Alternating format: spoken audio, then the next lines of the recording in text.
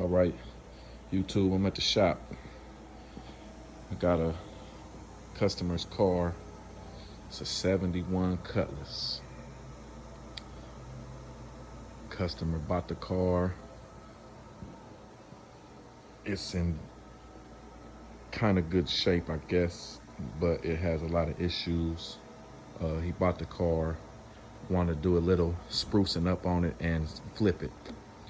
So the car has a kind of newer, I guess you would say, white paint job. You can see some, if I can show you if I can get the light to catch it, you can see the body work wasn't really, you can see them spots in there. The body work wasn't really done good. It's dusty too. When it's all cleaned up, it's actually real bright white. So from afar, it looks real good, but it's been chipped up. I don't know how long the car has been painted. He bought it like this, but for some reason, these fenders ain't on. They're just, you can see, I don't know what's going on down here, if it's rusted out, if they don't have the proper bolts. I don't know, I gotta look into that. You can't open the passenger door because the fender on that side is so loose. The passenger door, when you open it, it wants to kink the fender. So when it was brought, when I discussed it with the client, the customer, it was only discussed to do a trunk pan. So I never really was able to look at the car. The car was backed into a garage. It was dark. I tried to look at it the best I could, but the times that I was available to go look at it were not very good times for light. And just using my phone, I didn't see everything. So this is how I get cars. I want to show you. I just took the trunk lid off, set it on top of the car. But this is how I get cars when I get them. Not every time, but when you're dealing with these old cars, man, you gotta really look at stuff. You gotta, go over them. Have somebody come with you. I mean, if you ain't willing to take somebody with you or something, research it. Google common problems in a 71 Cutlass, or go on YouTube and see what other people are talking about, what's going on with these cars, what people who have them or buy them, sell them, whatever, common problems they've had, ran into. So you see how the car came to me. It's got two boards in here with the gas tank. Apparently this car runs. I guess it's not enough fuel. It's a little bit of fuel in this tank. You could probably maybe a gallon or so, but I guess maybe not enough to where the gas tank was sitting in there. The pickup's not picking it up. No return lines. All the return lines was cut, but I guess they just rigged up a little fuel line to go just so they could start the car. I guess maybe so he could show the customer who brought it to me that it actually ran. So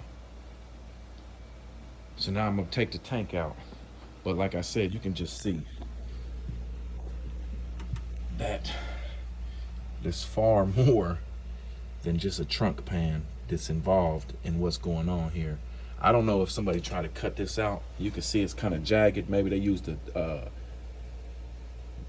sawzall, jigsaw. I don't know what the heck they used, but you can see it's had many coats of undercoating, like they was trying to hide the rust or whatever. Seam sealer, undercoating.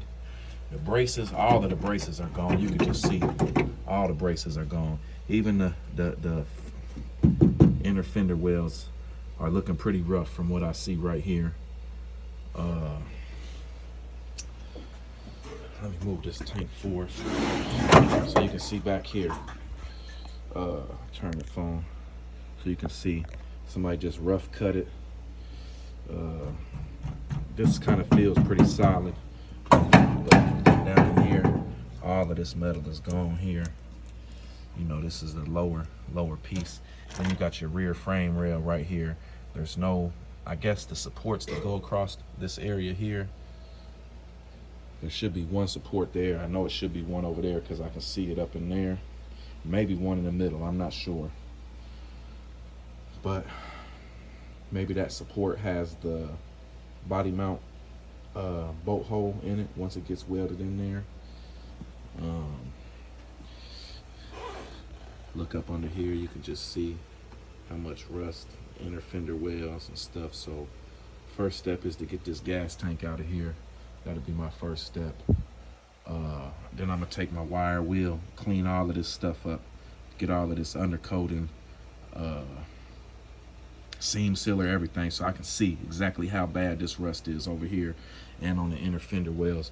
Clean all of that stuff up on both sides. Back there, I know that that metal is bad. You can see all the way up into damn near the back seat. Yeah, turn the light a little bit so you can see.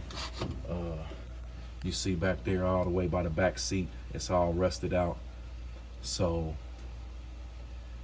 the customer sent me a 3-piece floor pan. And it had 2 braces with it. Just set them in the car. So that's the 3-piece floor pan. He said he's missing 1 brace. So once I pull everything out, set it on the ground, look at it, I don't know exactly what brace he's missing or any of that, but I just wanted to show you guys what was going on. New little project, hopefully, once I clean everything up. He was talking about if that 3-piece trunk pan doesn't work well, he'll go ahead and buy a whole 1-piece trunk pan.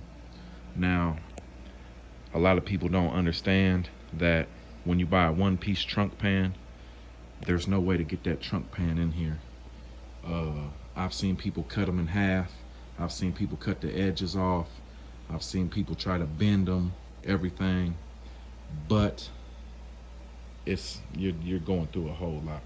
The proper way is to bust these seams, bust this out all the way down, bust this seam here for this whole back piece of the trunk all the way around, and take this whole piece off.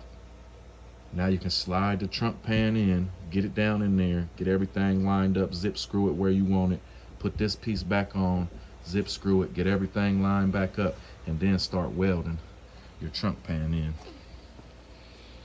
So once I get everything cleaned up, get it, get a better look at it, get the gas tank out of there, these boards out of there, get really up under the underside of that, see how bad it is, then I'll be able to call the customer and let him know.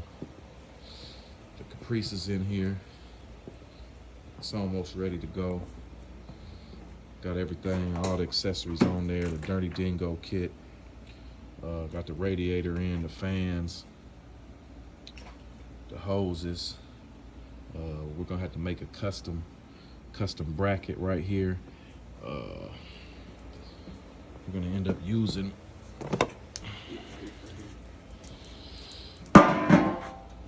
this little tank here. Boomer found this off of Malibu, Chevy Malibu. We're gonna make a custom bracket so that this snaps down in right here for the overflow, because the factory for a 96 Caprice is huge and it doesn't fit where it's supposed to fit at with everything that's going on under the hood. But everything is plumbed up, everything is ready. We do not have a drive shaft. That's what's really holding us up. The tranny is a brand new rebuilt tranny with a brand new torque converter in it. So instead of starting the motor up with absolutely no tranny fluid in it, we're waiting, still trying to find a drive shaft. Right now, a place that we usually use to make the drive shaft, shorten or lengthen them, or they can custom make you a drive shaft. They're on back order. They said it'd be 3 to 5 weeks. So we've been looking at the junkyards, can't find one that's not bent. So now we're scouring the internet, Facebook Marketplace, anything like that, trying to see if we can find somebody parting one out so that we can get that drive shaft, get the drive shaft up in there, fill the tranny full of fluid, and go ahead and start it up. And like I told you guys before, this motor was engine dynoed. It's a built 408 stroker. It's a 6.0 block. Whatever they did to it, I'm not exactly sure if they bored it, whatever, but I know it's got a new crank, pistons, rods, all of that stuff in it, what makes it a 408 stroker. But yeah, it's ready to go. Got the fuel pressure regulator on there. This is the return style. It has a return style right here, fuel pressure regulator. It's cheap off eBay. Reason why we had to go with that was this is a returnless intake that he has on this car, and this car came with return lines for the fuel tank. So we went ahead and used that pressure regulator with the return on it, so to bleed the pressure back off back into the tank. Other than that, everything is ran. All new power steering lines, all new fuel lines all the way to the back. Like I said, a new radiator. Those are the factory fans bolt up to the new radiator. We got the shroud to go over that. We're gonna make the little custom bracket for that overflow bottle. Hopefully we can find this drive shaft. Like I said, it's a good friend of mine's car. He's been itching to get it back on the road. It's been down for 2 years, so you know, had we had this drive shaft, this car would have been out of here and gone. But you know, you run into things like that.